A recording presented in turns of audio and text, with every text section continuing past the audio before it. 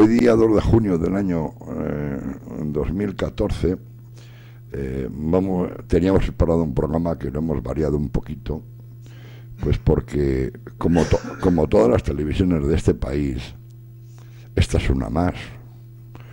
Es una televisión municipal, es una televisión de pueblo, pero no por eso menos importante que las demás. Se ha producido un hecho histórico. Nuestro rey Juan Carlos I ha abdicado, con lo cual ha dejado la corona en manos de su hijo Felipe. Y por lo tanto, pues nosotros desde aquí, desde la televisión, agradecer, ya los que tenéis una cierta edad, pues con más razón, pues al rey, porque quizás se han vivido los 40 años más prósperos de la historia de este país, de esta España blanca de mi esperanza, que cantaría Machado, que escribiría Machado, en la que siempre hemos estado pues divididos, seccionados, partidos, y yo diría que con muchos rencores absurdos entre unos y otros, y que bueno, pues la historia así lo va a escribir, de que con este monarca durante los 40 años 39 que ha estado gobernando, se han producido hechos muy importantes en este país. Hemos pasado de un estado dictatorial en la que, bueno, pues el caudillo Franco, ganador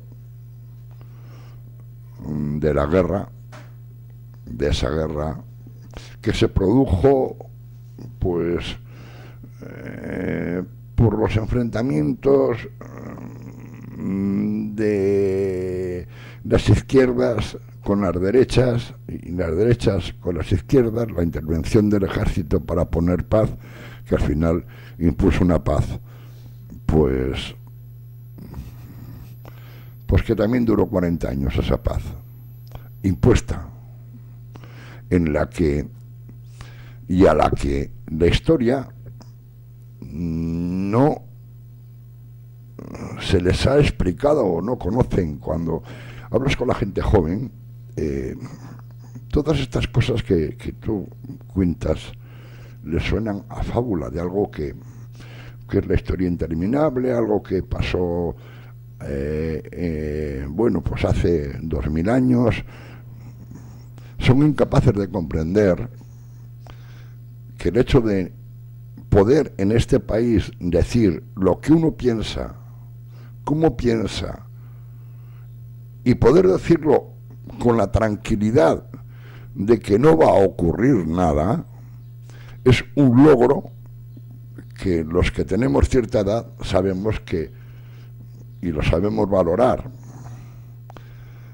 Hubo una época, la anterior pues a la democracia, en la que tú podías pensar diferente, pero te lo tenías que callar, porque si lo decías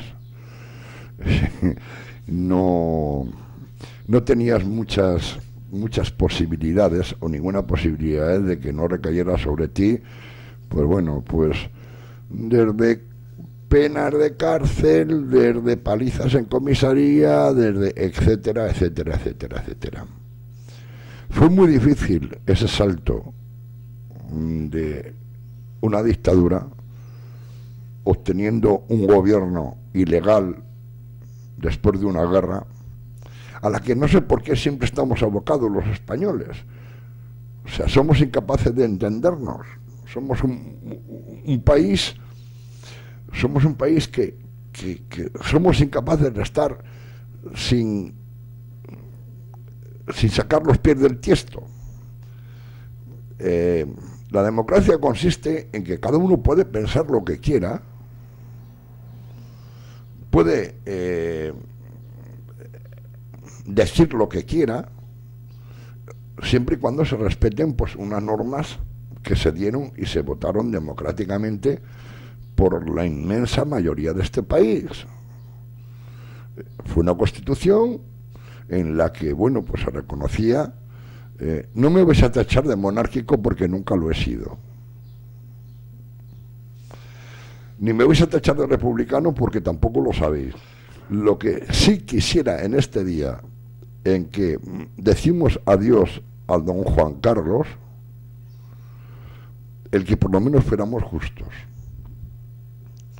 Esas voces que, bueno, pues que democráticamente y con toda la legalidad del mundo, pues han convocado hoy ya, pues esas manifestaciones para pedir la república, etcétera, etcétera, son fuerzas políticas obtenidas de la democracia, que paradójicamente se les deja decir eso porque estaba el rey. Si el rey no hubiera estado reinando, no se les hubiera podido dejar. No, a ver. Somos tan frágiles de memoria con la historia, en que no nos damos cuenta que estamos volviendo otra vez a situaciones de hace 60 años, en las que yo creo que tenemos los mismos problemas que se tenía cuando esa intervención nos hizo por unos culparán pues a las fuerzas nacionales que se levantaron, otros han querido culpar a la República, que era muy mala, otros han querido culpar a los partidos políticos, que eran los que envenenaban a los... Otros han querido culpar a los anarquistas, otros han querido culpar... Yo diría que es muy difícil organizar un cipitoste de esas trágicas consecuencias en la que hermanos unos contra otros se mataron, simplemente por pensar diferente. Todo esto, cuando lo cuentas, la gente joven te dice, ¿tú qué dices? Pues digo algo que está muy reciente ahí. Todo eso desaparecieron, pues bueno, pues las cárceles, las palizas de la policía en las comisarías, la gente que estaba en la cárcel por pensar diferente, aparecieron o se les dio cabida a todos los partidos políticos de cualquier ideología o género que respetaran, que no utilizaran la fuerza o las armas. Y todo eso se ha producido pues en estos 40 últimos años, 39 concretamente. Y solamente querríamos desde esta televisión municipal pues dar las gracias a todos los que han sido capaces de llevarnos en estos 40 años hasta donde hemos llegado. Hemos conseguido una democracia, los partidos políticos se han ido alternando en el poder, pues unos años, una época ha ganado el PSOE, otras veces ha ganado el PP, o la derecha, la izquierda, la derecha, la izquierda. Una alternancia del poder siempre legal, siempre con el refrendo de los votos en las urnas, y que en algún momento se quiso romper. O sea, eso en algún momento no se vio bien. O sea, no se vio bien que el señor Santiago Carrillo se le autorizara en este país que volviera a formar el Partido Comunista del cual era miembro. Bajo el reinado de Juan Carlos I, todos los partidos han sido constitucionales. Todos han podido decir y hacer lo que hayan pensado y concretamente, bueno, pues vivir estos 40 años que la gente joven, a pesar de que en este momento está en una situación, bueno, pues de crisis y de una situación complicada, no hay trabajo, pero lo que sí hay es libertad. Y eso, para los que hemos sufrido la época en la que no la había, en la que si tú no eras del régimen, si tú no eras del pensamiento único que había que tener, que era el impuesto desde el gobierno, atente a las consecuencias. Y eso, quieran o no quieran, se lo debemos, pues, partidos políticos, presidentes que se han alternado en el gobierno de este país, y que uno ya con los años a sus espaldas, pues, y analizando, porque claro, nosotros somos de una generación que nos tocó vivir todo, menos la guerra, nos tocó la posguerra, nos tocó vivir una dictadura dura, muy dura. Nos tocó ver cómo se abría, pues unas expectativas que entonces nosotros éramos jóvenes como lo son ahora, pues los jóvenes que están actuando, pues bajo su criterio, pues pidiendo, pues lo que ellos legítimamente consideran, que haya un referéndum para ver si debemos seguir con la monarquía o con la república, pero que sepan que eso que están pidiendo lo pueden pedir porque el rey que se va y los partidos que le apoyaron y los españoles que refrendaron en las elecciones y en el referéndum de la Constitución se lo autorizaron. Porque si no, los jóvenes de hace 40 años, que eran tan valientes y tan guerreros y tuvieron que sufrir muchísimo más que vosotros, pero en las cárceles,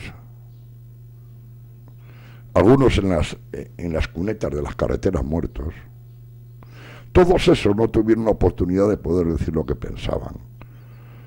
Y a la gente, a todo ese colectivo de políticos, presidentes, Rey Juan Carlos, etcétera, que nos trajeron a esta democracia en la que tú, joven, hoy puedes decir viva la República,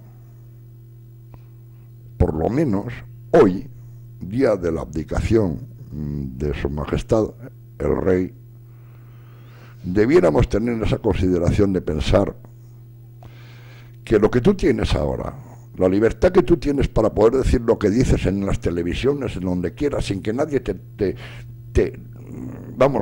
esté esperando a la salida en la lechera para llevarte a la cárcel, se lo debes y te lo ha dado esos políticos que a veces los criticas tanto, ese rey al que pues habrá tenido sus errores y sus fallos, pero que es que si queremos hacer un poco en la historia, pasar de una dictadura dura, después de una guerra dura en la que millones de españoles se mataron entre hermanos, quisiéramos que en este día desearle pues una larga vida al rey. Y vuelvo a decir que no soy monárquico, simplemente soy agradecido a que por lo menos en estos 39 años hemos podido hablar, hemos podido votar, hemos podido elegir a nuestros políticos, hemos podido decidir quién gobierna y quién se va, hemos podido decir lo que pensábamos, hemos podido presentarnos a las elecciones pues desde todos el arco político, desde la extrema derecha hasta la extrema izquierda. Todos os habéis podido presentar las elecciones para que el pueblo se hubiera votado.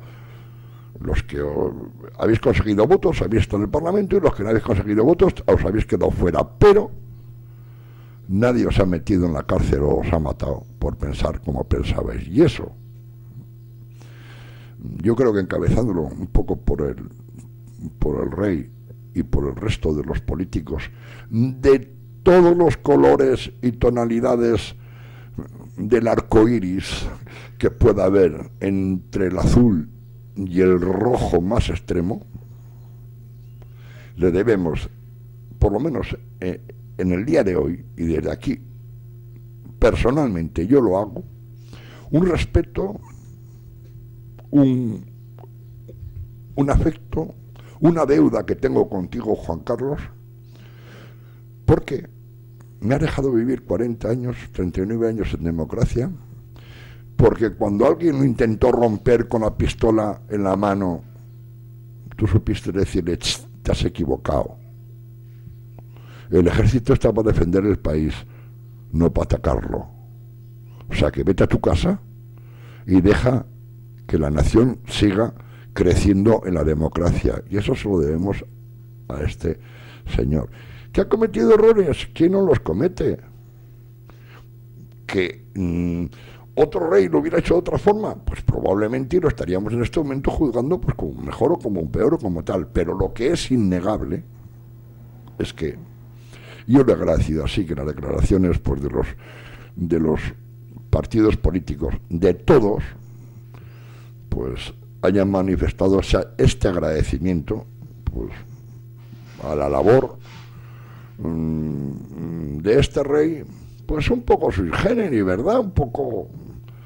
Pero no olvidéis que un rey es humano, es persona, es alguien que sufre, que llora, que tiene dolores, que hay que operarse cuando está enfermo, que sus hijos le salen de una forma como a él le gustaría o no, de que al final pues ha tenido una vida pues muy parecida a todos los españoles. ¿Y qué? No. Mi amigo David, que es joven, dice: ahora voy a llorar. Pues Dios quiera, yo sé que, no, que así va a ser, que las cosas en este país no se van a salir de madre, que entre todos vamos, bueno, pues si tiene que gobernar, pues él, según la Constitución, el legítimo heredero al trono, pues Felipe VI, pues reinará. Creo que se le ha preparado muchísimo, pero recordar siempre que en la situación más complicada que cualquier rey moderno haya tenido que pasar, esa la ha pasado alguien que se tuvo que educar con las leyes de Franco, que se tuvo que educar sin su padre, que tuvo que vivir desde los 13 años en colegios, sin el apoyo del padre ni la madre, siempre fuera de la familia, que no tuvo infancia y que sus 39 años de reinado le ha tocado hacer algo tan difícil como poner de acuerdo a todos los españoles y por lo menos impedir que uno nos diéramos de bofetadas con otros. Y eso pues se lo queremos agradecer, lo mismo que se lo han agradecido pues en todos los testimonios que han salido en el resto de las televisiones, pues miembros del Partido Socialista, del partido del PP, de siempre hay alguno que se sale del tiesto, ¿verdad? Lo mismo y los mismos que se salieron hace 60 años o 70. Los nacionalistas y esa extrema izquierda que bueno, pues quiere imponer en este país una república. ¿Pero qué república? ¿Qué república? ¿La chavista? ¿La cubana? ¿Qué república? Porque claro, para votar una república tenemos que saber qué república proponéis.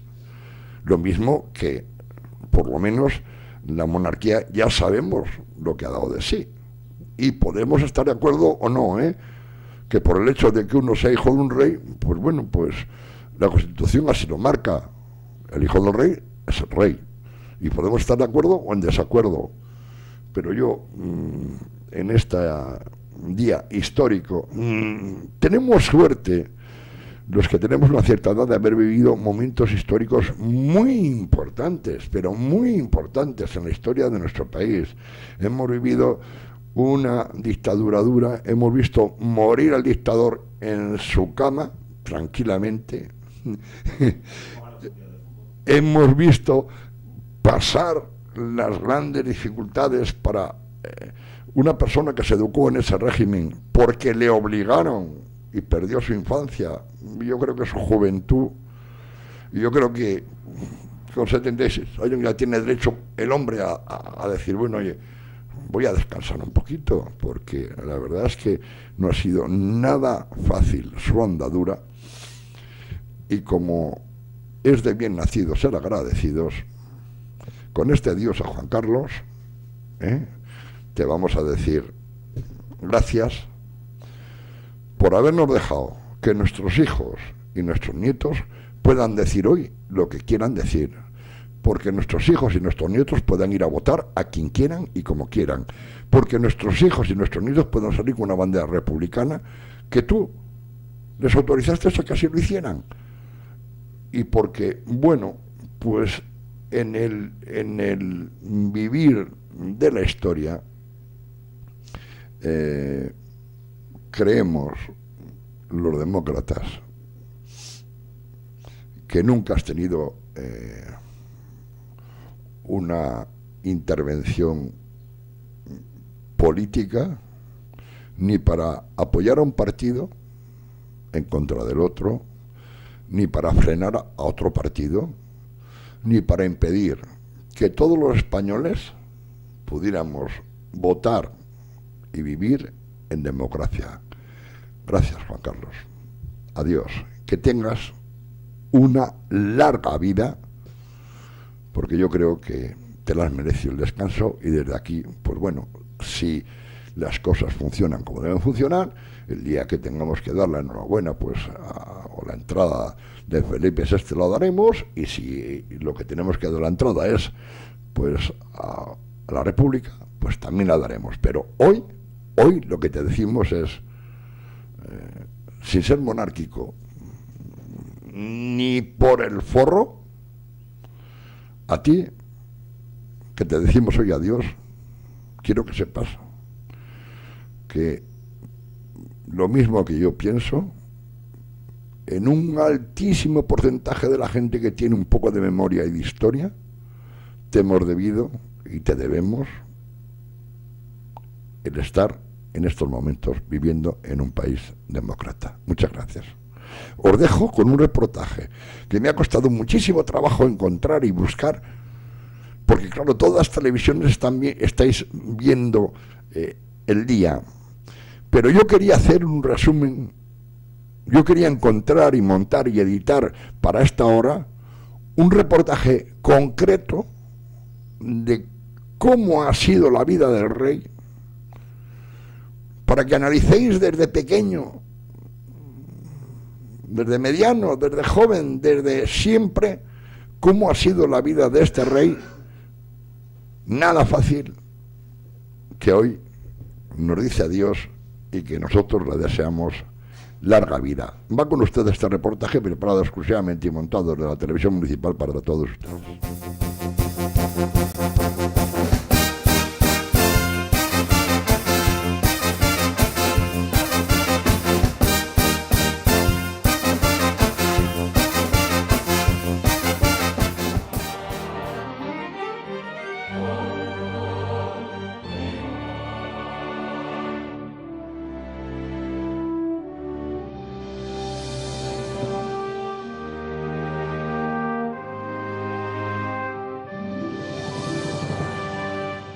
Juan Carlos I de Borbón cumple años. El rey, padre de familia y abuelo de 8 nietos, celebrará el próximo 5 de enero sus 70 años de vida. La historia de esas 7 décadas es también la de los españoles. España, un país que desde la promulgación de la Constitución de 1978 vive el período de convivencia democrática más largo de su existencia. La historia comienza cuando don Juan Carlos llega por primera vez a España. Entonces era un niño.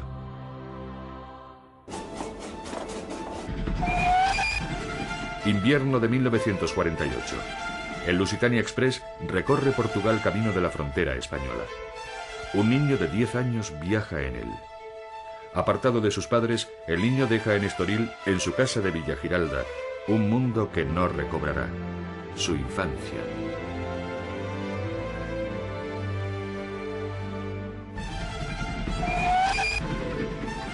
Desde la ventanilla del tren, el niño observa un paisaje desconocido. Es España. El expreso se aproxima a la capital española. Es el 8 de noviembre. A primera hora de la mañana, el tren llega a la estación de Villaverde. En el andén le reciben sus preceptores. Juan Carlos, el futuro rey de España, acaba de llegar a Madrid. No hay monárquicos vitoreándole en los andenes. Todo, por orden de Franco, se hace con plena discreción. El caudillo, jefe absoluto del Estado, está intentando por entonces romper el aislamiento del país. Hace un año, en 1947, y después de un referéndum celebrado bajo las condiciones propias del régimen, se ha promulgado la ley de sucesión, que convierte a España en un reino, pero sin rey.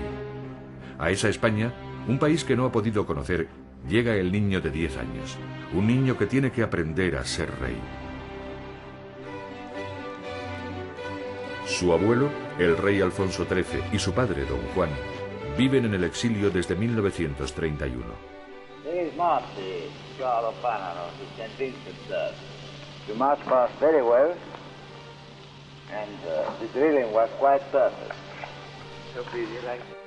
En 1935, don Juan se casa con doña María de las Mercedes.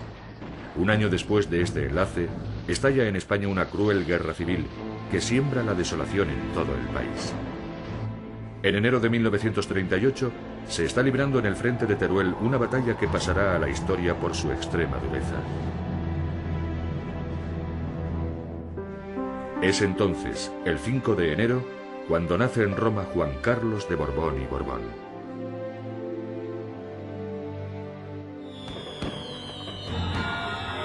Casi 40 años más tarde, será él quien logre cerrar las heridas que, aún después de terminada la guerra, siguieron dividiendo a los españoles en dos bandos, los vencedores y los vencidos.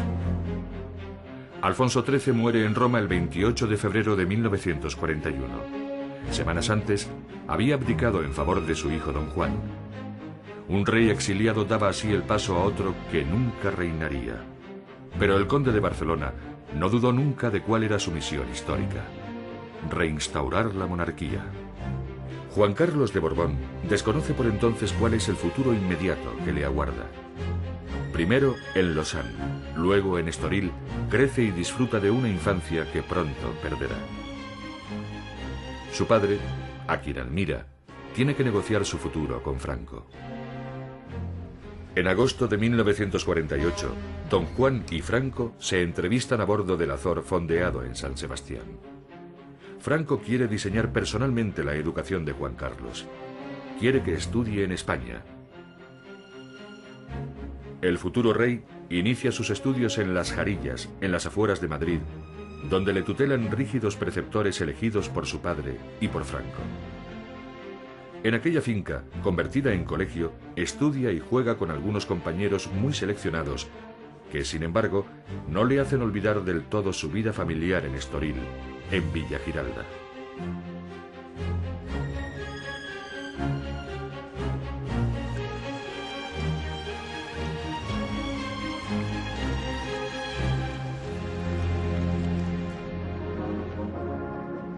Han pasado 11 años. Don Juan Carlos recibe sus títulos militares de los 3 ejércitos.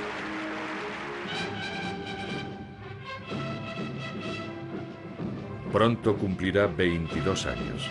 Es un hombre maduro que ha sido educado bajo el sentido de la disciplina y el compromiso con el deber.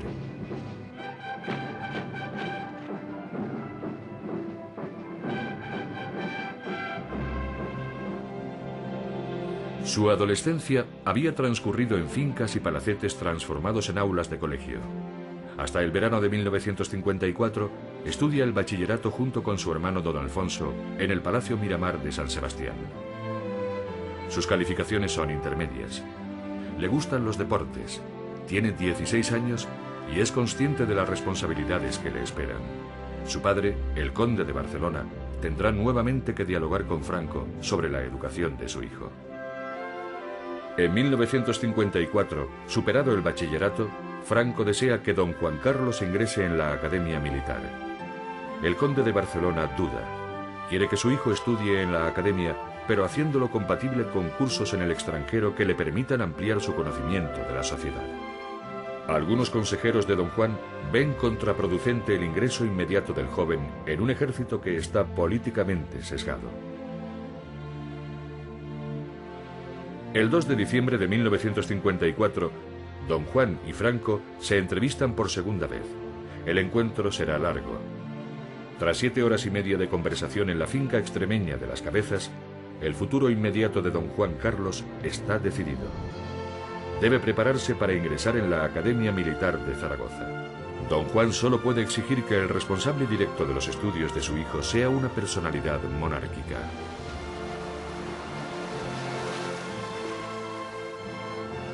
El conde de Barcelona ha tenido que navegar otra vez por aguas agitadas, difíciles.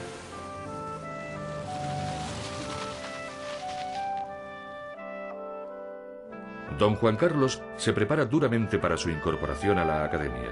Vive en Madrid y en el verano de 1955 ingresa en Zaragoza.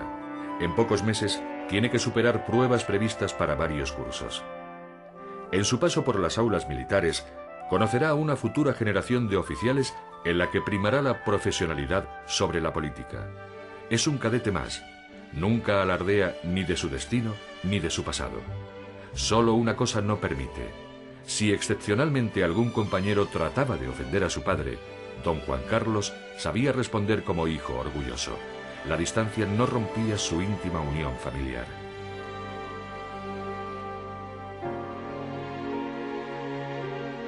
Es el entierro de don Alfonso, el hermano menor de don Juan Carlos, muerto en fatal accidente el Jueves Santo de 1956, cuando ambos hermanos jugaban con una pistola.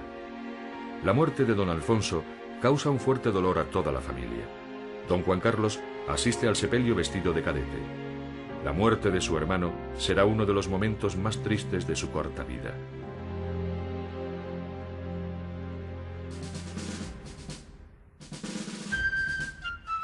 En el verano de 1957 termina sus estudios en la Academia Militar. Don Juan Carlos ya es oficial del Ejército Español. Casi 20 años después, sería capitán general de las Fuerzas Armadas. Pero entonces no había acabado aún su formación militar. Le esperaban 2 años de estudio en las escuelas naval y de aviación.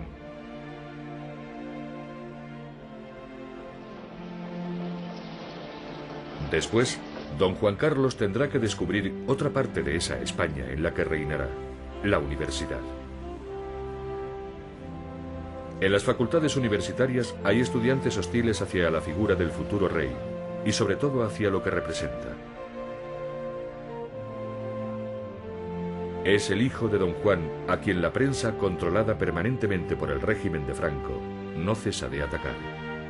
Los duros del régimen son contrarios a la monarquía y no quieren a don Juan Carlos como sucesor de Franco. Es urgente, pues, que los españoles conozcan a quien será heredero de la corona.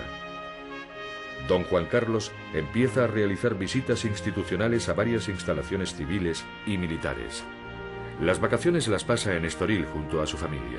El joven Juan Carlos acaba de pronunciar una frase significativa durante una entrevista concedida a un periódico británico. Para mí, el rey es mi padre, ha dicho. El respeto mutuo marca la relación entre padre e hijo. Los dos saben qué sacrifican y por qué. Aprendizaje moral. Ha sido mi vida de ausente, así como lo ha sido para mi hijo su presencia estudiosa en la patria. Y los dos, padre e hijo, no hemos sido personas intocables ni rodeadas de protocolos aislantes. Hemos vivido la intemperie de la opinión y de la crítica.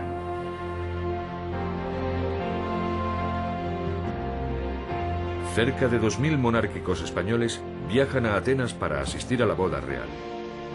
Las familias de los novios ofrecen la noche anterior una cena de gala a toda la realeza. Don Juan Carlos tiene 24 años, doña Sofía 10 meses menos. Apenas quedan unas horas para que los novios sellen ante el altar la unión sentimental que había comenzado un año antes, en mayo de 1961, cuando don Juan Carlos y doña Sofía asisten como invitados a la boda de la duquesa de Kent. Los dos inician desde entonces un romance casi secreto, que se desvelará 4 meses más tarde con el anuncio oficial del compromiso. Solo entonces lo conocería Franco, avisado unas horas antes de este anuncio. La prensa española apenas se hace eco de la noticia. El 14 de mayo de 1962 se celebra la solemne ceremonia de la boda de Juan Carlos de Borbón y Sofía de Grecia. El novio llega al templo del brazo de su madre, doña María de las Mercedes. Doña Sofía, acompañada de su padre, el rey Pablo, recorre en carroza las calles de Atenas.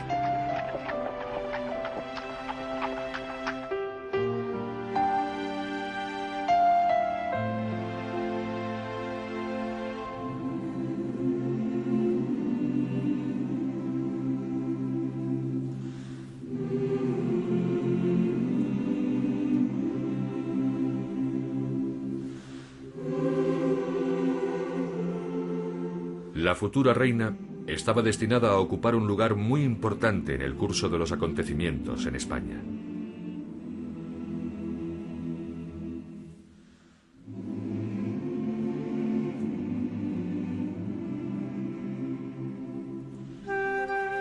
Después de su viaje de novios, los príncipes se dirigen a su hogar, el Palacio de la Zarzuela, un antiguo pabellón de caza rodeado de monte agreste que ya habitaba don Juan Carlos de soltero.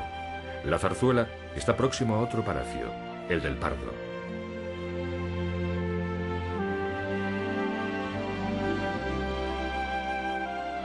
Pasan los días. Don Juan Carlos va mostrando a doña Sofía lugares, paisajes y edificios que han sido escenario de una parte de la historia del país del que será reina.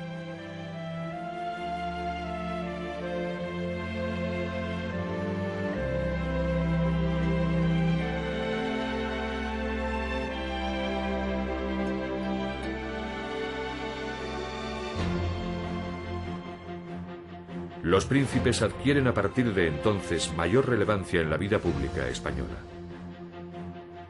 Visitan fábricas e instalaciones, recorren pueblos y ciudades que viven el desarrollo de los años 60.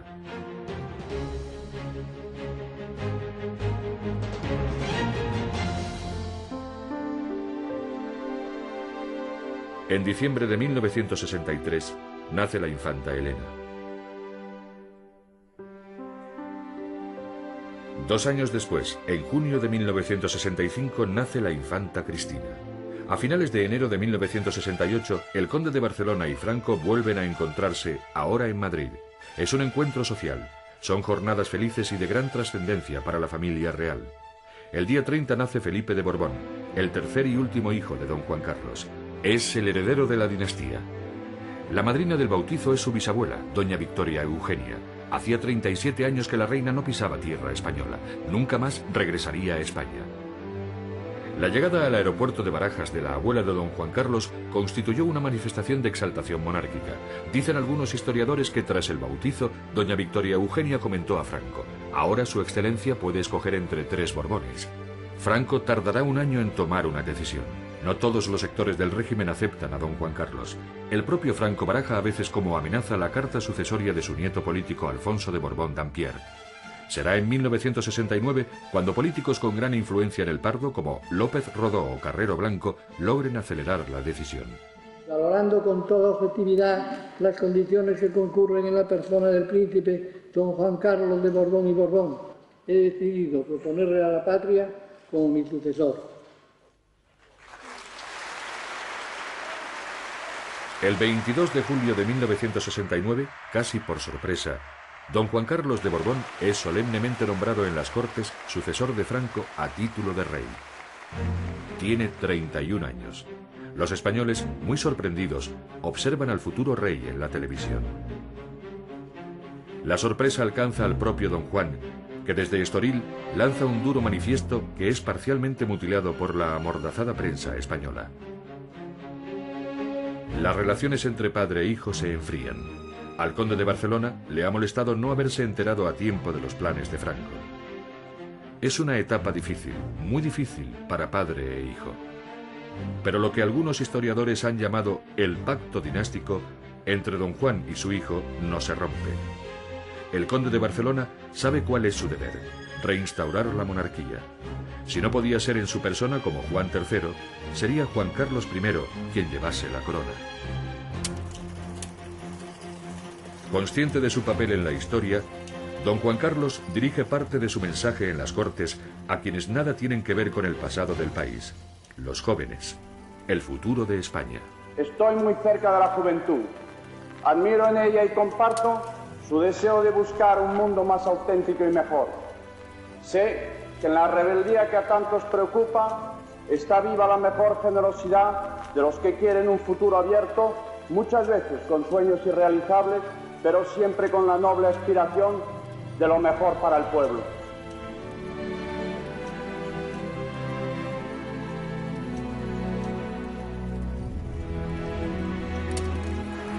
Han pasado 6 años. Rodríguez de Valcárcel, presidente de las Cortes, toma juramento como rey a don Juan Carlos. Manifestamos a la nación española que queda proclamado rey de España don Juan Carlos de Borbón y Borbón, que reinará con el nombre de Juan Carlos I. ¡Viva el rey! ¡Viva! ¡Viva España! ¡Viva!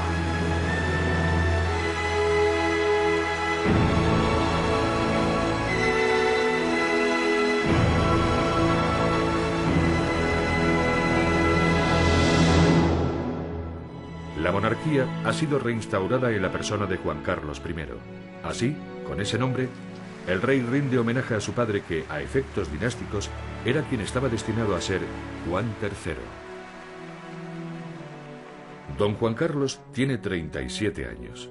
Durante casi 3 décadas se ha preparado para ser rey.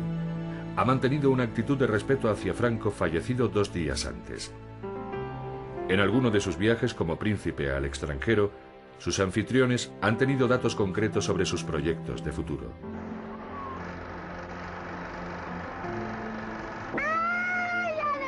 Es un monarca sencillo, como demuestra a los españoles desde el primer momento.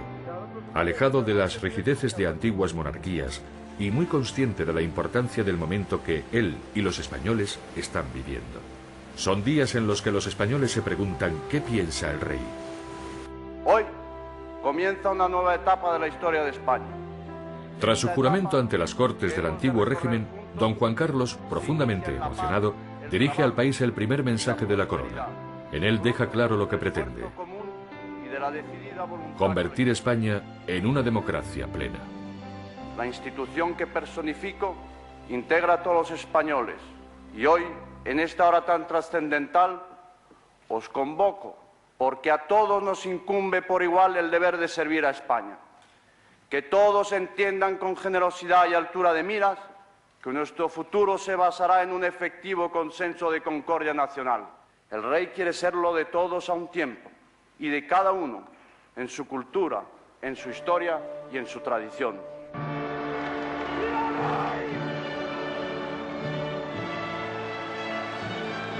Dos días después, en la iglesia de los Jerónimos, se celebra el acto religioso de la proclamación. La presencia de dirigentes europeos es mínima y costó trabajo convencer a los que acudieron.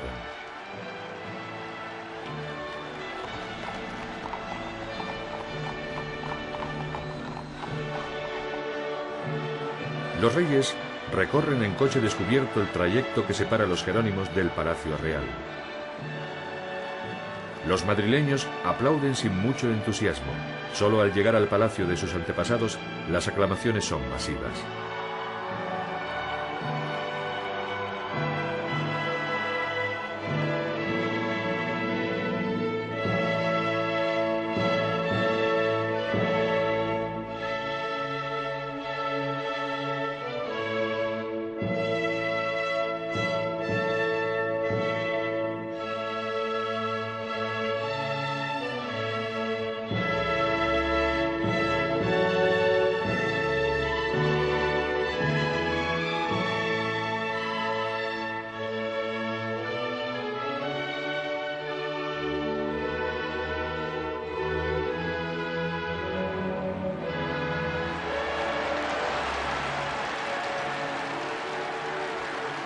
Don Juan Carlos sabe que le han puesto el apodo de El Breve, pero conoce también la fuerza de sus propias convicciones. Está dispuesto a demostrar que va a ser el rey que traiga definitivamente las libertades plenas a los españoles. Pero para ello debe convencer a los escépticos, que son muchos, y sobre todo demostrar que es el rey de todos los españoles.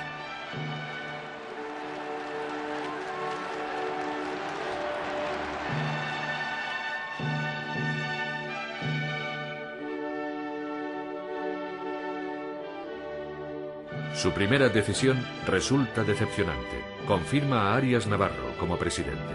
Lo hace porque necesita tiempo para iniciar lo que se llamaría transición hacia la democracia. Desde la Zarzuela, prácticamente de espaldas a Arias Navarro, el rey va tomando importantes iniciativas.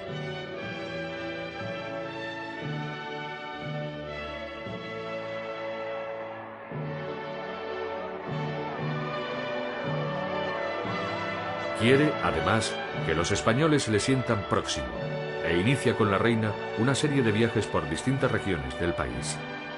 Los catalanes se sorprenden gratamente cuando le escuchan hablar en su lengua y cuando se reúne en Barcelona con personalidades del antifranquismo activo. En Andalucía, Galicia, Extremadura, Castilla, reciben constantes muestras de afecto. Su talante convence poco a poco en España. La reina y yo os agradecemos muchísimo este recibimiento y sobre todo esta lealtad que nos demostráis al estar aquí todos unidos.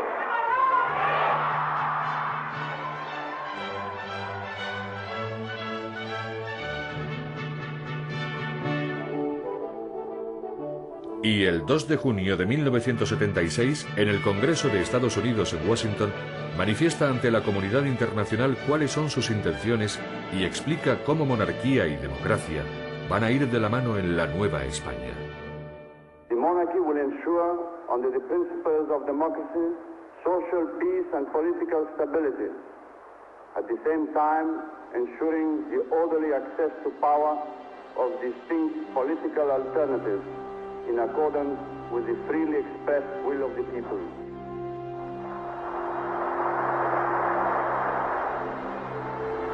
Ese camino se inicia sin retorno en julio de 1976. El rey provoca la dimisión de Arias Navarro, y en una jugada política en la que cuenta con la colaboración del presidente de las Cortes, Torcuato Fernández Miranda, consigue que el Consejo del Reino incluya a Adolfo Suárez en la terna de nombres de la que el rey tendrá que designar al nuevo presidente del gobierno. Los españoles se decepcionan. ¿Cómo confiar en un político falangista, ministro secretario general del movimiento?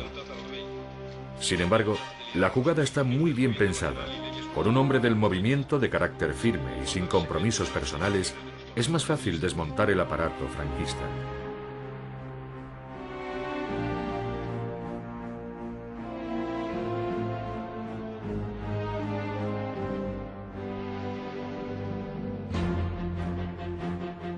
Suárez pone en marcha la ley de reforma democrática, que los españoles, incluidos los reyes, votan en el mes de diciembre de 1976.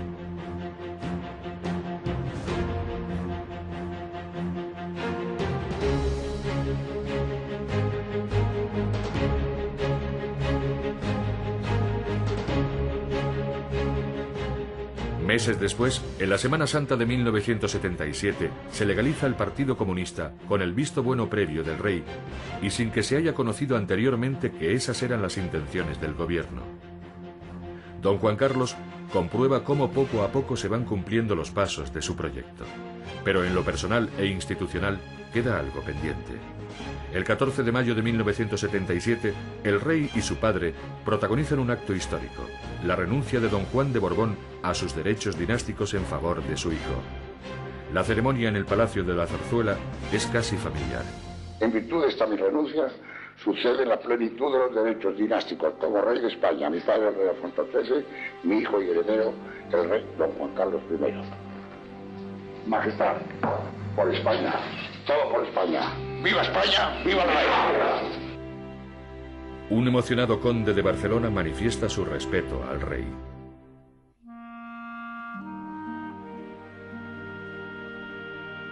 Los españoles eligen las Cortes Democráticas el 15 de junio.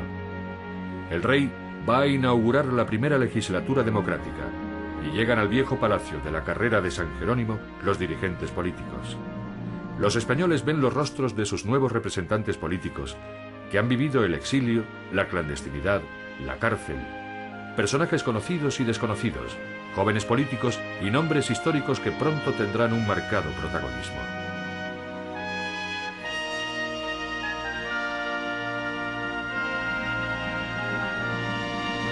Este solemne acto de hoy tiene una significación histórica muy concreta: el reconocimiento de la soberanía del pueblo español. La corona, después de las últimas elecciones legislativas, se siente satisfecha al comprobar la forma en que se van logrando los fines que no hace mucho tiempo formuló.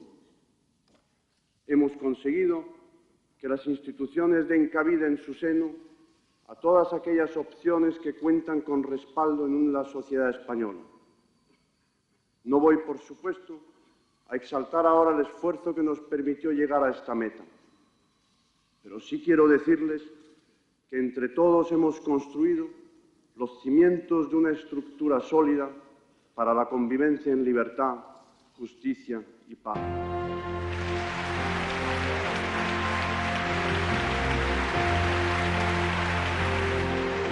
Se inicia el período constituyente promovido por la corona, a pesar de que, inevitablemente, la nueva Constitución deberá recortar los poderes del rey.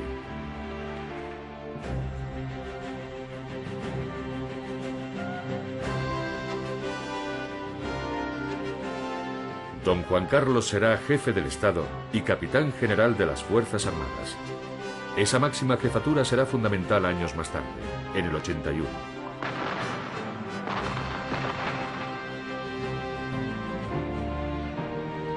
La Constitución se redacta con dificultades, pero siempre con el acuerdo unánime, el consenso de todas las fuerzas políticas. Los españoles viven una época ilusionante.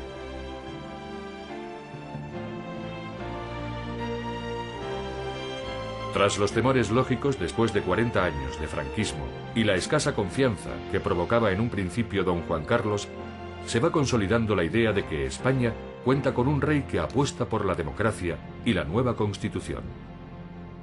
Y hoy, como rey de España y símbolo de la unidad y permanencia del Estado, al sancionar la Constitución y mandar a todos que la cumplan, expreso ante el pueblo español, titular de la soberanía nacional, mi decidida voluntad de acatarla y servirla.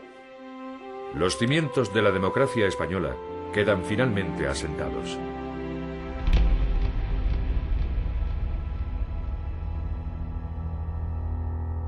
El terrorismo es una de las pocas amenazas que se cierne sobre la joven democracia española. Desde el comienzo de la transición política, la banda terrorista ETA ha incrementado brutalmente su sangrienta actividad y es secundada en su violencia por el grupo ultraizquierdista Grapo y por distintos grupos de ultraderecha. 118 personas son asesinadas en el año 1979, cuando la nueva Constitución democrática está ya en vigor. Los militares y las fuerzas y cuerpos de seguridad del Estado son en estos años las víctimas principales de los terroristas. Las Fuerzas Armadas en su conjunto se mantienen fieles a su deber constitucional. El dolor es profundo y unánime, pero también lo es nuestra decisión, porque no puede haber alternativa. De ninguna manera el terrorismo de unos pocos puede prevalecer sobre los deseos de paz y libertad de un pueblo entero. La felicitación con motivo de la Pascua Militar habría de dirigirse de forma muy cordial a vuestra actitud ante el delicado proceso político que era necesario realizar y al que habéis prestado una colaboración decidida con vuestra comprensión, con vuestro patriotismo y con vuestro sacrificio. Gritad conmigo: ¡Viva España! ¡Viva! ¡Viva el rey! ¡Viva!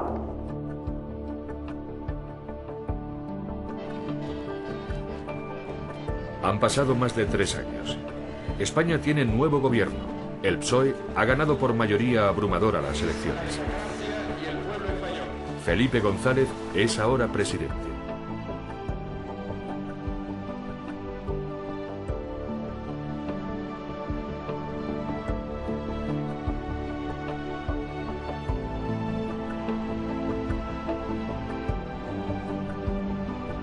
De este modo se produce la alternancia en el poder, la llegada de un gobierno socialista después de un ejecutivo centrista.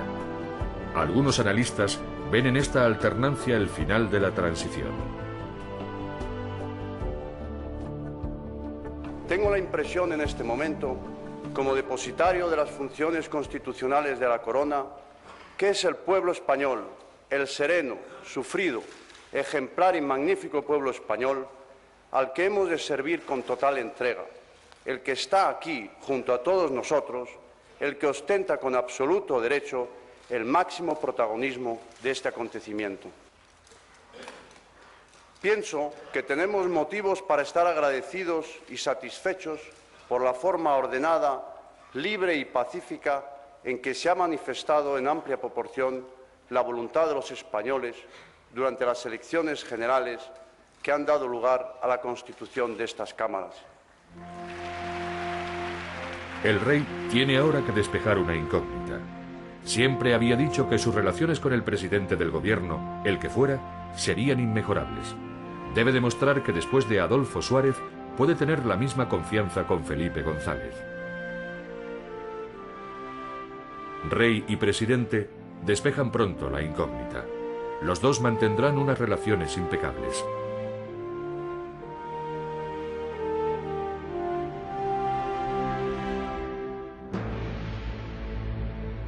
No podemos emitir más porque nos están apuntando. ¡Quieto todo el mundo! 6 meses antes de la llegada al poder de los socialistas, España vive horas dramáticas. Es la larga noche del 23F de 1981. Los golpistas han secuestrado el Parlamento.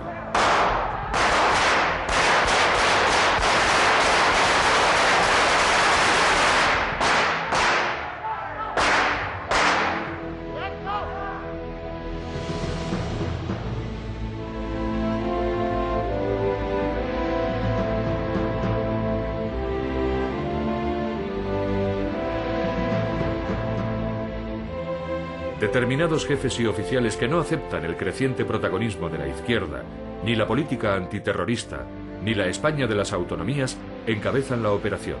Se crea un gobierno de emergencia y los españoles dirigen su mirada hacia la Zarzuela. En el interior del palacio, el rey, con sus más cercanos colaboradores, trata de controlar la situación y valorar el alcance de la rebelión militar. Don Juan Carlos establece comunicación con las capitanías generales, especialmente con la de Valencia, a cuyo frente está el teniente general Milans del Bosch, y a quien exige deponga su actitud. El rey comprueba que entre los golpistas se encuentra uno de los militares más próximos a su persona, el general Armada. Pedro, ¿tú cuando me haces así? Sí. Es que yo... A medianoche, el rey se dirige a la nación a través de la televisión, y sus palabras son inequívocas. Exige a los golpistas que entreguen las armas y tranquiliza a los ciudadanos. La corona no puede tolerar en forma alguna acciones o actitudes de personas que pretendan interrumpir por la fuerza el proceso democrático que la Constitución votada por el pueblo español determinó en su día a través de referéndum.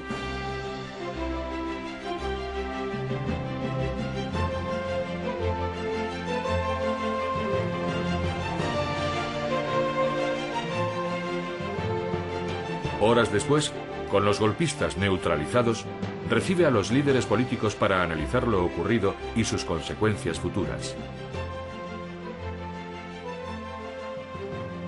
Las Cortes, tras la intentona, continúan su andadura democrática. Y es momento para reconocer y agradecer la decisión y el firme pulso de Su Majestad el Rey de España, que ha garantizado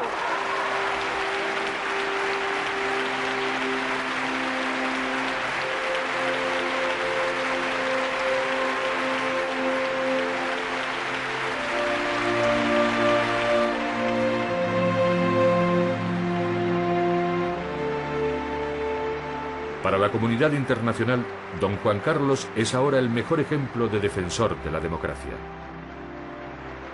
Los medios de comunicación le dedican toda su atención y la vieja Europa le otorga su condecoración más representativa, el Premio Carlomagno. La reina y sus hijos asisten en Aquisgrán a la ceremonia de entrega del galardón.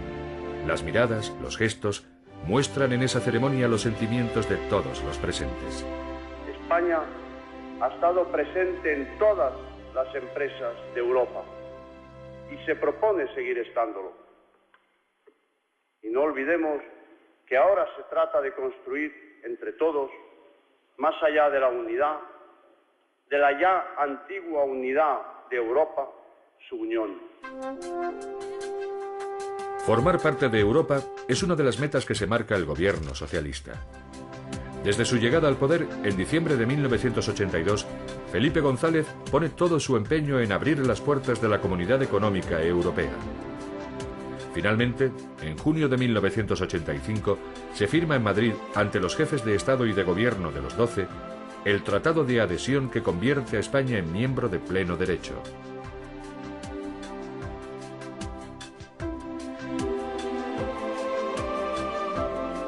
Es el 8 de mayo de 1996. José María Aznar, vencedor en las elecciones de marzo, ha jurado ya su cargo de presidente.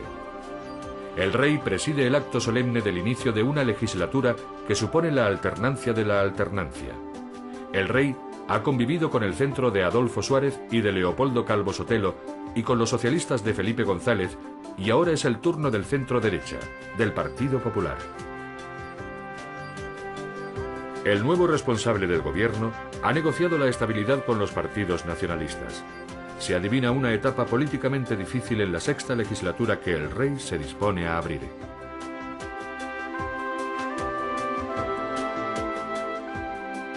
Han pasado 20 años desde la primera consulta democrática.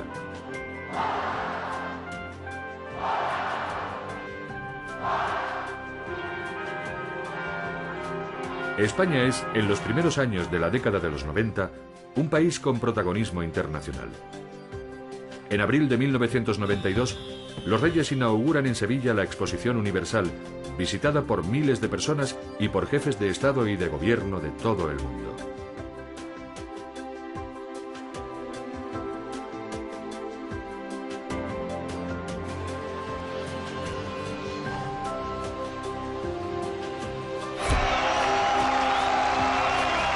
Señoras y señores, hacen su entrada sus majestades los reyes.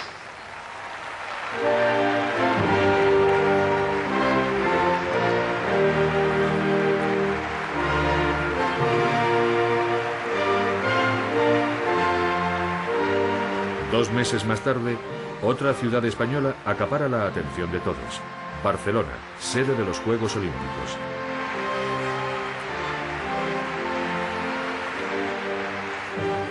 En ellos participó el príncipe de Asturias. ¡España! ¡A España! ¡España! ¡Spain!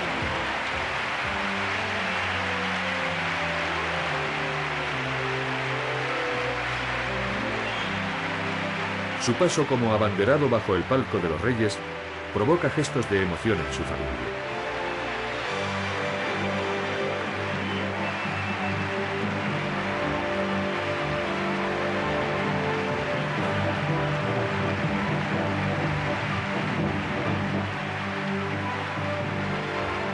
Los Juegos son un éxito para los deportistas españoles, que ven en la familia real una especie de talismán. ¡Gol España!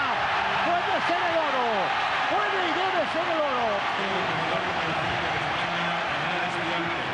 Para Kiko, gol de España. El mundo reconoce a España como un país moderno y capaz, alejado de viejos tópicos y guiado por un rey que vive de acuerdo con su tiempo. España, salvo catástrofe, se va a adjudicar la medalla de oro en fútbol.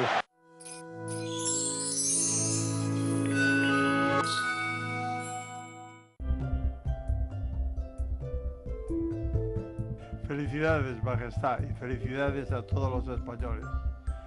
Decirles a los republicanos o a los demócratas americanos que les vendría bien una monarquía sería absurdo, pero en cambio decirles a los españoles que han vivido dos repúblicas lo que es romper con una tradición esa que funciona también en Inglaterra y en los países escandinavos, que ha permitido a España resolver un famoso 23 de febrero y tantas otras cosas de elementos de estabilidad en estos años, ciertamente transiciones difíciles, es desvariar.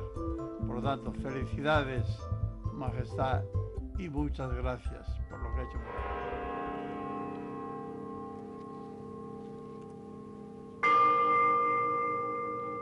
Don Juan Carlos vive en los 90 uno de sus más tristes momentos personales.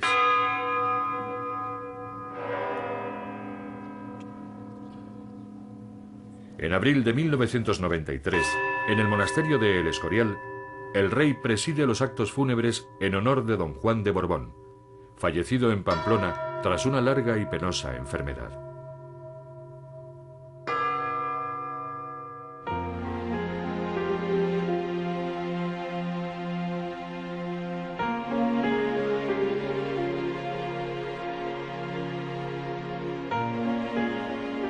Es un momento de dolor en el que don Juan Carlos despide a su padre.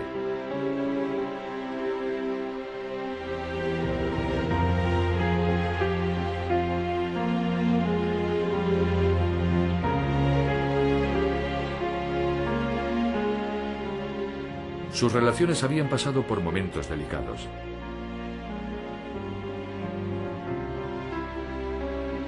Ahora, el rey entierra al hombre al que siempre había querido, admirado y respetado, su padre. Quiero rendirte el emocionado tributo de mi cariño filial, unido al respeto profundo que siempre te he profesado, al comprender desde niño que sobre todo y por encima de todo, tú no has tenido nunca otro ideal que la entrega absoluta al servicio del pueblo español.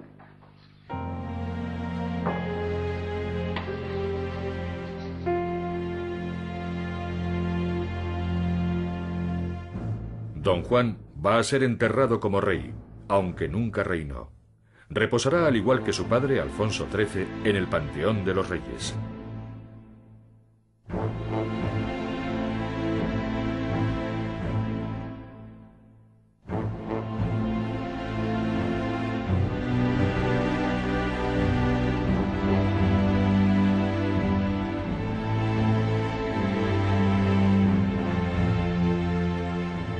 Un capítulo de la historia de España se cierra.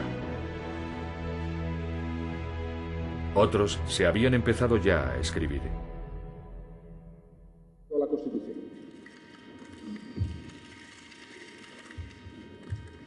Juro desempeñar fielmente mis funciones, guardar y hacer guardar la Constitución y las leyes, respetar los derechos de los ciudadanos y de las comunidades autónomas y fidelidad al rey.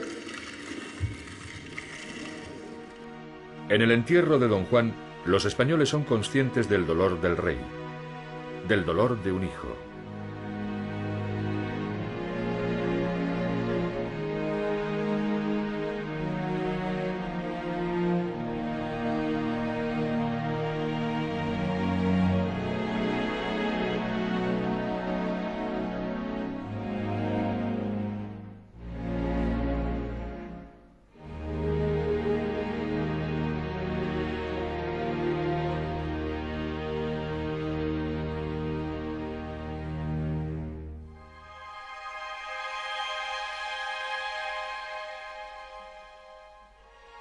Son años tensos para don Juan Carlos.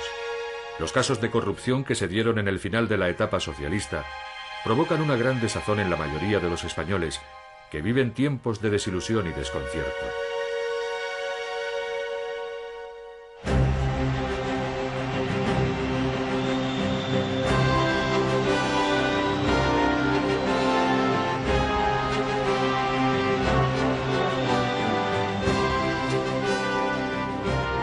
En la primavera de 1994, Elena, la hija mayor de los reyes, se casa en Sevilla. Hacían 9 décadas que no se celebraba en España una boda de la familia real. La imagen de felicidad de la infanta y de sus padres recorre el mundo.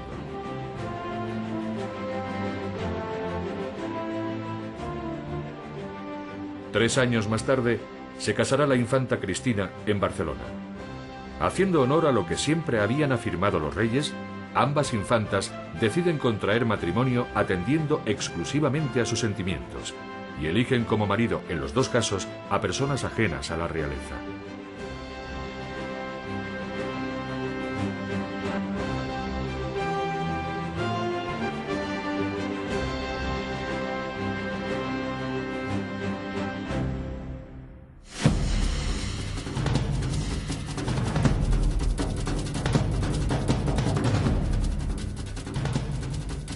Pocos meses antes, el 12 de julio, España entera quedaba conmovida por el asesinato del concejal del Partido Popular en Ermua, Miguel Ángel Blanco.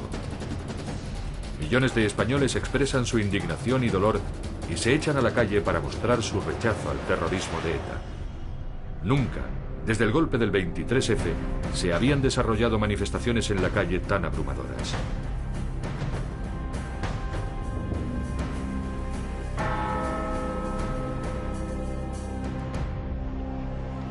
Cuatro días más tarde, el rey muestra su conmoción en Berlín. Todos los españoles estamos conmocionados y no podría dirigirme a ustedes sin rendir precisamente en un ayuntamiento como este homenaje de admiración a la vida y a la figura de Miguel Ángel. La fórmula del chantaje etarra era la misma que se había aplicado en el caso del secuestro de José Antonio Ortega Lara, liberado el 1 de julio por la Guardia Civil, tras 532 días secuestrado en un zulo y en condiciones inhumanas. España lucha contra la terrible lacra del terrorismo.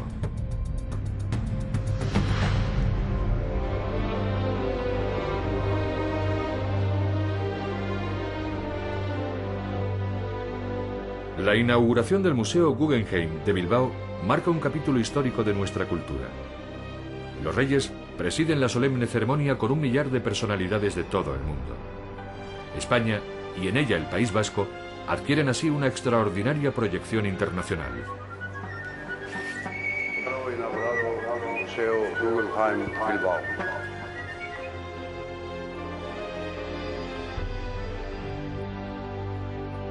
En otra comunidad española, don Juan Carlos retoma una vieja tradición y junto con la reina recorren las Urbes, la comarca cacereña de singular atraso económico cuando fue visitada en 1922 por su abuelo el rey Alfonso XIII.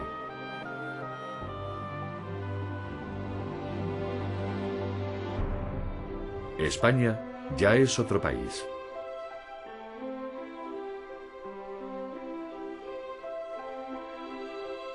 Verano de 1998.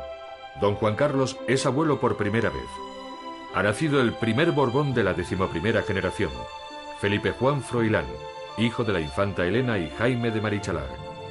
14 meses después nacerá su segundo nieto, Juan Valentín, hijo de la infanta Cristina y de Iñaki Urdangarín.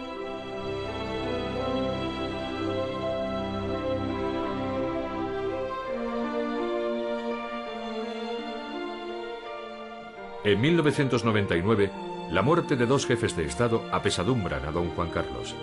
En febrero fallece el rey Hussein de Jordania a los 63 años y en julio muere después de 38 años de reinado Hassan II, sucediéndole en el trono marroquí su hijo Mohamed VI. La tristeza de los reyes españoles emociona en los países árabes. Países que junto con Iberoamérica son de especial interés para España. El 14 de noviembre se produce una imagen muy esperada. Fidel Castro recibe en el aeropuerto de La Habana a los monarcas. Los reyes han llegado a Cuba con motivo de la 9ª cumbre iberoamericana. Es la primera vez en 500 años que un rey de España pisa tierra cubana. Don Juan Carlos transmite en la cumbre un mensaje claro.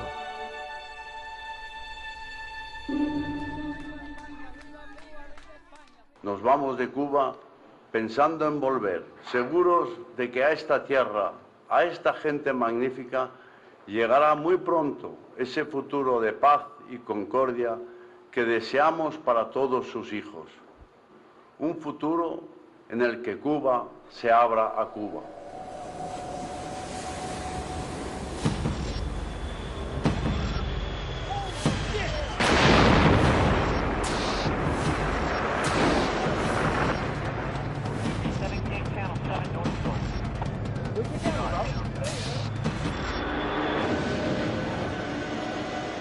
acaba de cambiar el mundo.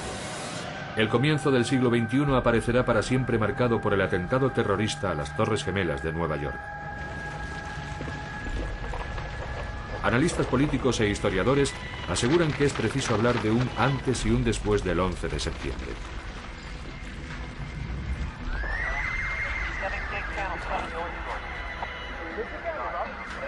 El atentado, catalogado como de máxima violencia, organización y destreza, ocasiona importantes cambios en el escenario mundial. Nada será igual. La economía sufre graves alteraciones. Todos los organismos internacionales quedan conmocionados.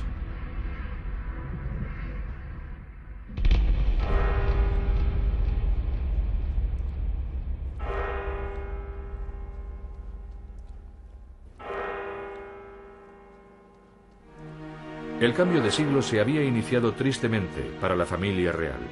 El 2 de enero de 2000 fallece en Lanzarote a los 89 años de edad doña María de las Mercedes, madre de don Juan Carlos. El sepelio de la condesa de Barcelona se oficia en el monasterio de El Escorial. En la basílica se celebra un funeral de Estado con la asistencia de 29 casas reales e imperiales.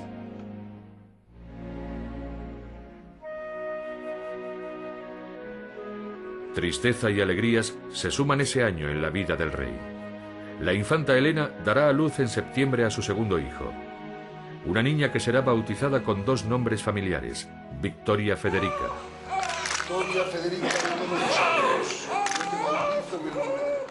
El primero en honor de su tatarabuela, la reina Victoria Eugenia, y el segundo como homenaje a su bisabuela, la reina Federica de Grecia.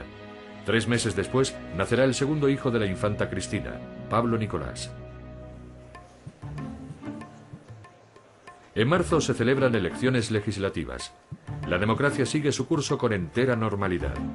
Nada ni nadie, y mucho menos los terroristas que en los pasados meses habían acabado con la vida del teniente coronel Pedro Antonio Blanco y con la del parlamentario vasco Fernando Buesa y su escolta, pueden impedir el transcurso democrático de España.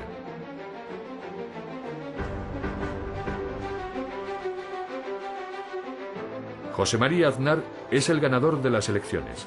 Gobernará con una amplia mayoría parlamentaria.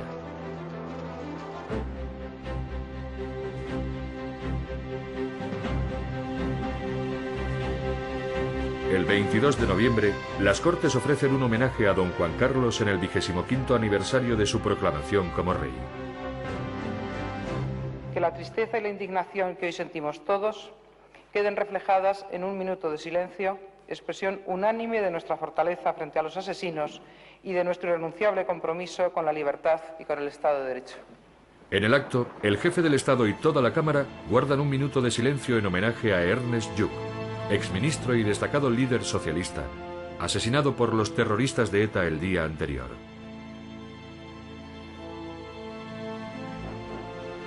El terrorismo no es solo un problema para España. La amenaza terrorista se extiende por varios países. George Bush, elegido presidente de Estados Unidos, y el conjunto de las naciones tendrán que enfrentarse a un nuevo terror, la masacre indiscriminada y global.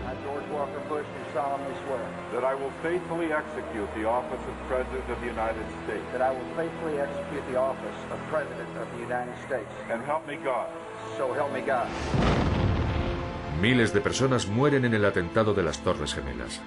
El centro gravitatorio de Occidente ha sido dañado en lo más profundo. La respuesta de la presidencia norteamericana y de las naciones aliadas será inflexible y variará el curso de la historia. El mundo ha dejado de ser el que conocíamos.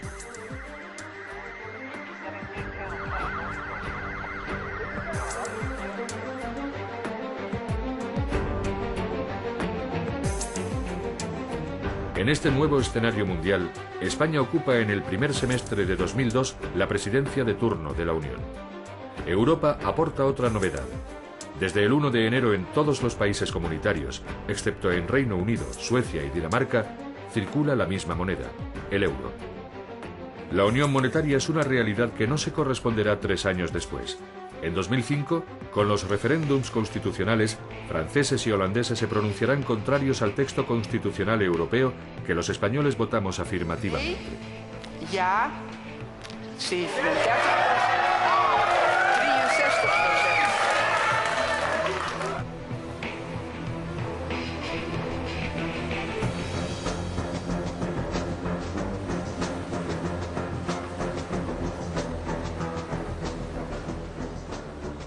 Noviembre se tiñe de negro. España tiene que afrontar un desastre medioambiental de largo alcance. El vertido de fuel por el petrolero Prestige en la costa de Galicia. La marea negra provoca manifestaciones y, sobre todo, una enorme reacción de solidaridad. Decenas de voluntarios limpian en la costa gallega los desastres ecológicos del chapapote.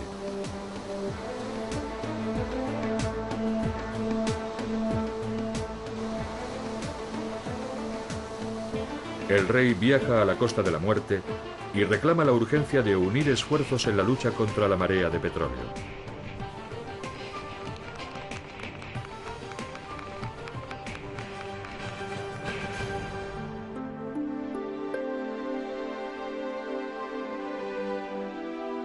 Don Juan Carlos, que en abril había sido nuevamente abuelo con el nacimiento de Miguel, tercer hijo de la infanta Cristina, asiste prudentemente en silencio a las especulaciones que se levantan sobre la conveniencia de que el príncipe de Asturias contraiga matrimonio. Los reyes defienden la privacidad y el derecho al amor, sin olvidar en ningún caso el compromiso dinástico y el servicio a España del heredero con la corona. Bueno, que mi hijo se casará cuando le dé la gana. ¿Lo podemos utilizar? Habrá que esperar algunos meses para despejar la incógnita. Nada, off the record. Dicho por nariz.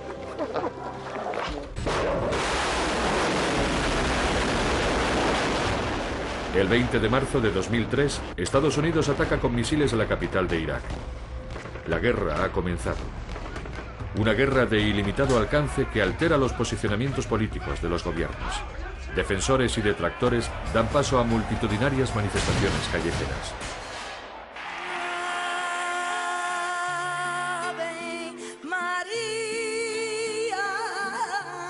Dos meses más tarde, el Papa Juan Pablo II llega a España con un mensaje de paz para el mundo. Es su quinto y último viaje a nuestro país.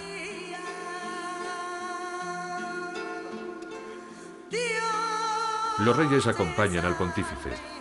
1 millón de jóvenes congregados en el aeropuerto de Cuatro Vientos se unen a las plegarias del Papa. Oraciones que pronto buscarán el consuelo de otros españoles. 26 de mayo. El ejército español está de luto.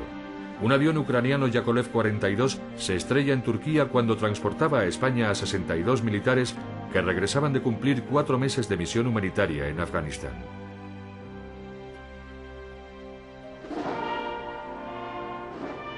El aparato colisionó y no hubo supervivientes. El funeral de Estado en Torrejón se celebra en un clima de fuerte emoción.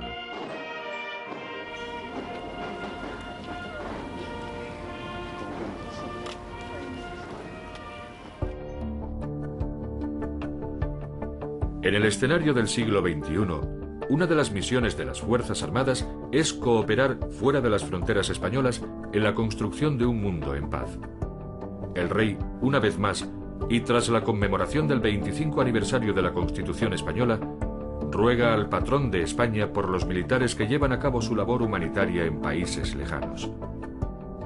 Te pedimos otorgues tu aliento y amparo a los numerosos españoles, miembros de nuestras Fuerzas Armadas y de Seguridad, así como de las más variadas organizaciones de cooperación internacional que en tantos países desempeñan con ejemplar entrega los diversas y complejas misiones encomendadas. 2 meses antes de finalizar el año, don Juan Carlos vive un momento histórico como padre y como rey. El 1 de noviembre, los españoles se sorprenden gratamente con una noticia de alcance. La Casa Real anuncia el compromiso oficial del heredero de la corona, Felipe de Borbón, de 35 años, con Leticia Ortiz Rocasolano, de 31, periodista de televisión española. Un anillo, creo que de oro blanco y así. Es un diseño moderno. ¿Cómo poner la mano? Para mí, son los gemelos de zafiro y oro blanco. Un comentario es unánime. El príncipe Felipe es feliz. La expresión de su rostro es la de un hombre enamorado. La expectación en el país y en la prensa de buena parte del mundo es enorme.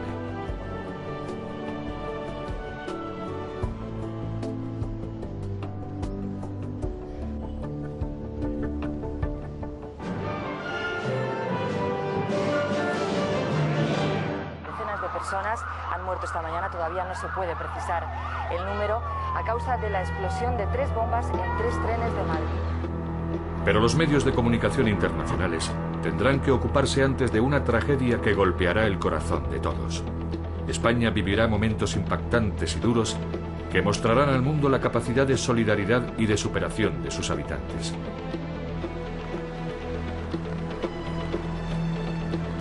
Marzo de 2004, un fatídico mes, día 11.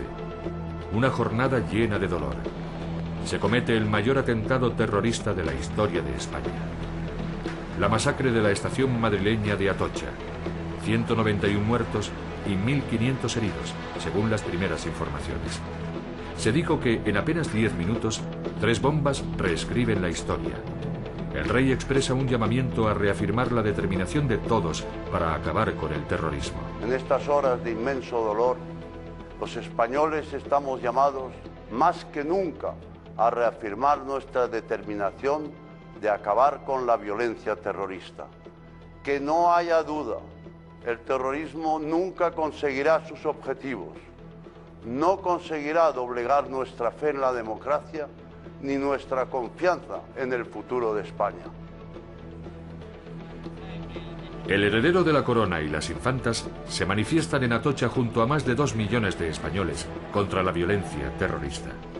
Es la primera vez que miembros de la familia real acuden a una manifestación pública. Los funerales de Estado se ofician en un clima de intensa aflicción. Más de una decena de jefes de Estado y de Gobierno asisten a la ceremonia.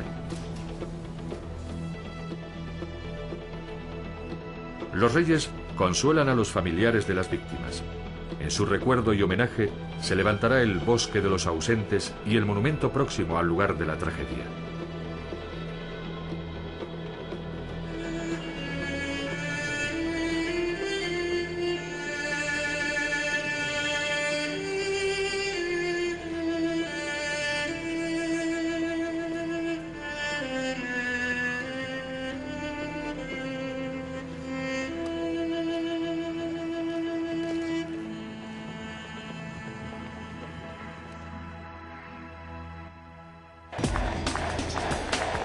En la alternancia política, José Luis Rodríguez Zapatero gana las elecciones y es nombrado presidente del gobierno.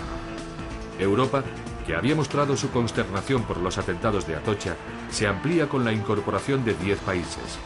La Unión pasa de 15 miembros a 25. Al menos en lo formal, Europa es más grande.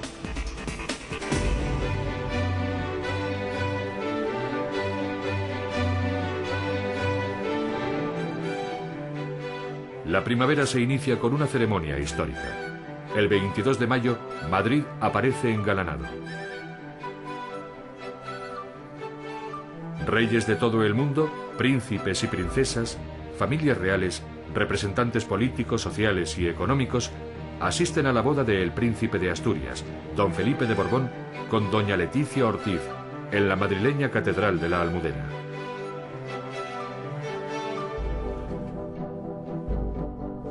Felipe, te recibo a ti, Leticia, como esposa y me entrego a ti.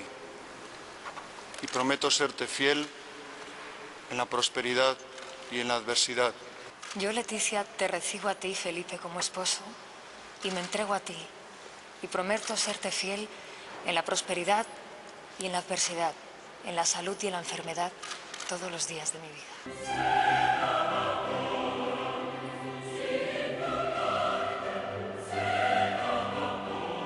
Madrid no vivía una boda real desde hacía casi 100 años, cuando se casó Alfonso XIII, bisabuelo del príncipe. Un siglo después, el enlace cuenta con una característica propia. El heredero de la corona se casa con una mujer que no es miembro de la realeza.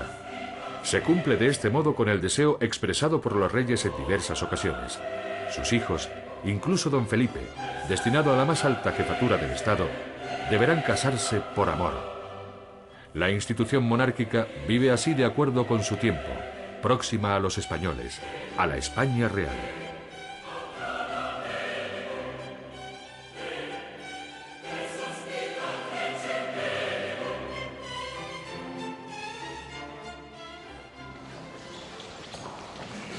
Contraído matrimonio, los príncipes serán recibidos en audiencia por el Papa Juan Pablo II, quien vive con voluntario esfuerzo el último período de su papado.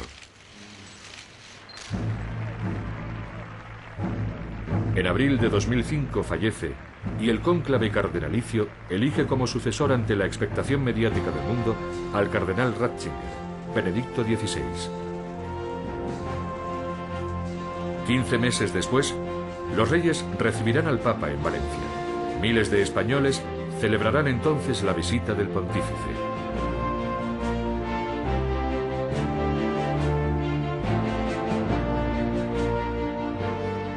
...2005 va a ser un año de especial alegría. Nace la infanta Leonor, primogénita de los príncipes de Asturias.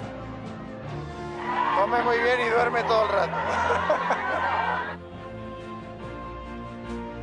Políticos, historiadores, periodistas, catedráticos, opinión pública abordan la sucesión dinástica que en su día llevaría una reina al trono por encima de los derechos de un varón si cambiaran las normas constitucionales.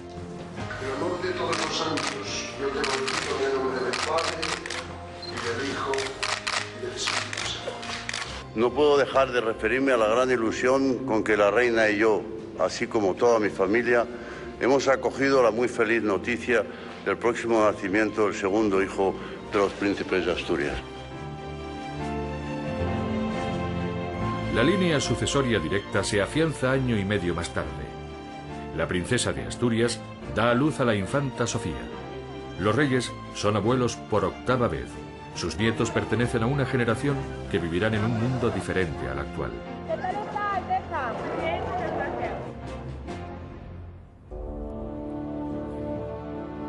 El escenario mundial evoluciona a gran velocidad y el rey trabaja para potenciar la presencia de España en el mapa de las naciones.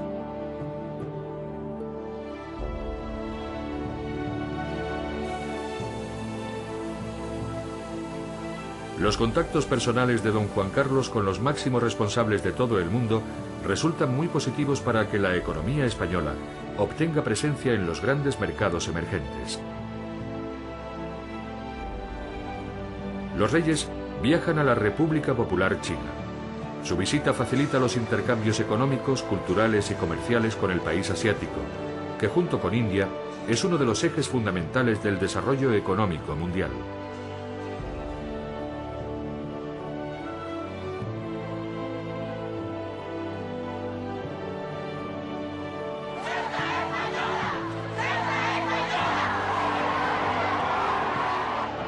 El rey, el jefe del Estado, debe ocuparse también de otros territorios mucho más próximos. Su presencia en las españolas Ceuta y Melilla, únicas capitales no visitadas aún por su majestad, es acogida con extraordinarias muestras de entusiasmo popular. A Marruecos le desagrada el viaje de los reyes y se origina un conflicto diplomático.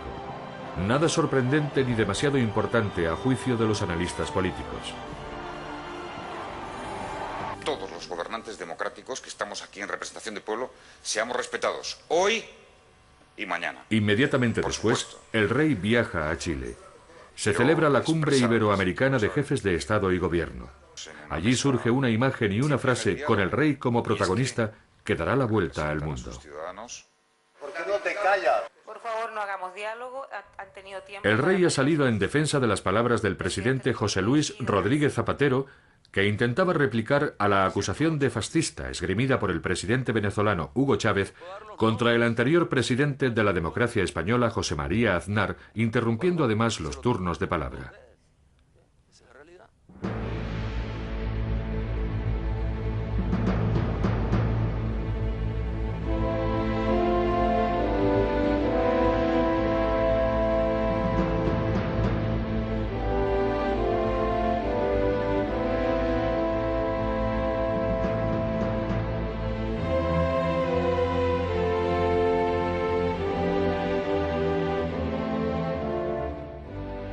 Diciembre de 2007 guarda otra vez días oscuros. Ajenos a la realidad de España y del mundo, los terroristas etarras habían atentado un año antes contra la Terminal 4 del aeropuerto de Barajas, causando la muerte de 2 personas. Casi un año después, el 1 de diciembre, Los terroristas disparan en el sur de Francia contra 2 jóvenes guardias civiles. Ambos morirán. Los españoles perciben que la banda terrorista sigue cumpliendo sus amenazas. Don Juan Carlos y doña Sofía presiden los 2 funerales por los miembros de la Guardia Civil muertos en la lucha contra el terror etarra. La colaboración francesa en la lucha contra el terrorismo se refuerza. El presidente Nicolas Sarkozy, que poco antes había acudido a una cena en el Palacio de la Zarzuela, ratifica la voluntad de su país para combatir el terrorismo etarra con todos los medios a su alcance. Don Juan Carlos viaja a París y agradece al presidente francés su total cooperación.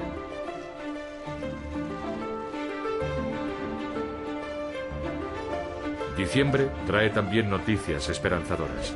En Portugal, los 27 países de la Unión firman el Tratado de Lisboa. Los máximos dirigentes comunitarios quieren así empezar a superar la crisis que provocó la fallida Constitución.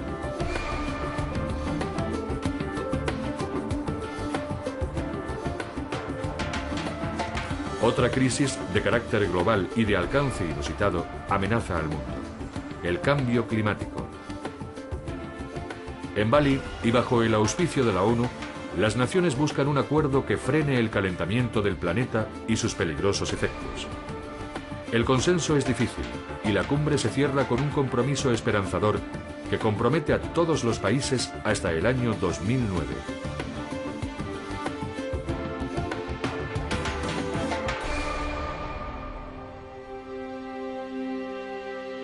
A lo largo de 3 décadas, desde la promulgación de la Constitución en 1978, don Juan Carlos ha expresado claramente el papel que la Constitución asigna a la corona. El rey es jefe del Estado, símbolo de su unidad y permanencia, y actúa como árbitro y moderador en el funcionamiento de las instituciones. Su Majestad cumple 70 años con la satisfacción de haber alcanzado los objetivos que se marcó cuando fue proclamado rey: convertir España en un país democrático.